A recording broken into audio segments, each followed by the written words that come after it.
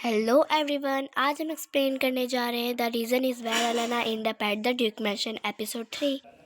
Elena सोच रही होती है जिस नावल की दुनिया में मैं जागी हूँ उसका नाम किंगडम ऑफ चार्म्स है। विज्ञान और तकनीकी आगे बढ़ रही है और सामाजिक राजनीति जन्म ले रही है। चर्च की ताकत कम हो रही है, व्यापार के सारे बढ़ रहे हैं और इन सब वजहों से राजा धीरे धीरे कमज़ोर हो रहे हैं। वहीं दूसरी तरफ नई कहानियाँ लगातार बढ़ते ही जा रही है। इसके साथ ही साथ नए राजा और पुराने राजाओं में लड़ाई भी बढ़ती ही जा रही है। पुराने धन के खतरे के कारण राज परिवार पावर में वर्ग के साथ गठबंधन होने की कोशिश करता है, लेकिन पावर में कमी होने के यह असंभव नहीं था। रायलेना बोलती है कि अब मुझे डील करना होगा कैसे भी। रायलेना सोच रही थी कि नोआ का भाई वर्तना राजा के छोटे भाई होने के नाते उसका भी राजगद्दी पर अधिकार है। राज्य की स्थापना के समय से ही विंग परिवार शुरू से राज्य केंद्र में रहा है।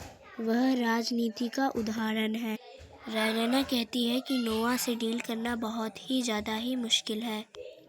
वो आखिरकार नोआ से डील कैसे करेगी, ये तो सोच ही रही होती है। नोआ के परिवार के पास ऐसी पावर है जैसे वो ब्रूक्स परिवार को रोक सकती है। मेरे पास ऐसा कार्ड है जिससे मैं ट्रेड कर लूँगी, वो कहती है। मुझे इस नॉवेल की दुनिया के बारे में सब पता है, नोआ के भविष्य के बारे में भी। इस दुनिया में अजनबी होने का यही फ़ायदा होता है। रायलेना देखती है कि नोआ कहीं जा रहा है। वो बोलती है, एक बार कोशिश करने में क्या ही हर्ज है, मुझे कोशिश करके देखना चाहिए। वो कहती है, यही समय है उससे बात कर।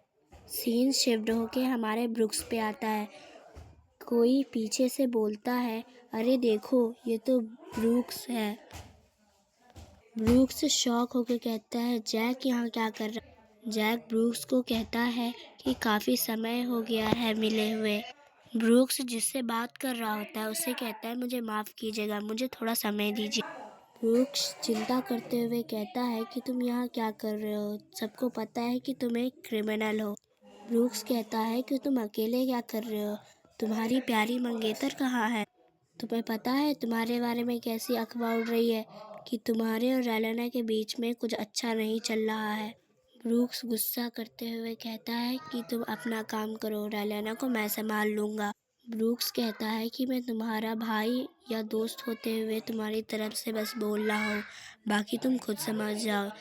वो ब्रूक्स को गुस्से से देखते हुए कहता है, जाओ यहाँ से निकल जाओ, तुम तो ही सही। ब्रूक्स हंसते हुए कहता है, मैं यहाँ से जा ही रहा था वैसे भी। वो गुस्से में कह रहा होता है, ये सब गलती रायलेना की है, वो शांत नहीं रह सकती है। पहले वो कितनी शांत रहती थी, कुछ नहीं बोलती थी, लेकिन अब ऐसा लगता है जैसे वो कोई और ही है। अचानक ब्रूक्स एक वेटर को रोक के कहता है कि तुमने लेडी रायलेना को देखा? वो वेटर कहता है, लेडी रायलेना? वो उंगली से इशारा करते हुए दिखाता है और बोलता है, वो गार्डन की तरफ गई है।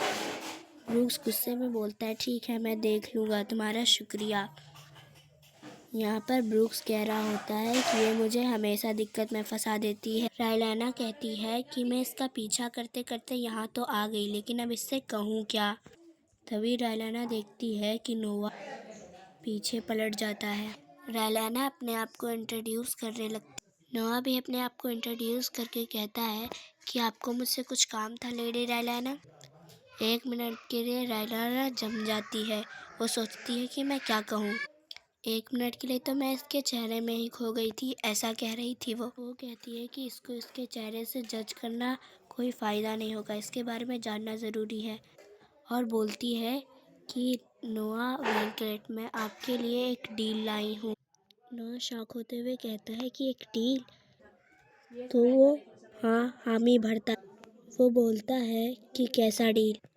तो ये एपिसोड यहीं पे एंड होता है। अगर ये एपिसोड अच्छा लगा तो लाइक शेयर सब्सक्राइब करना मत भूलना। अगर एपिसोड 1 और 2 देखना है तो वो मेरे ही चैनल पे होगा। तब तक के लिए बाय।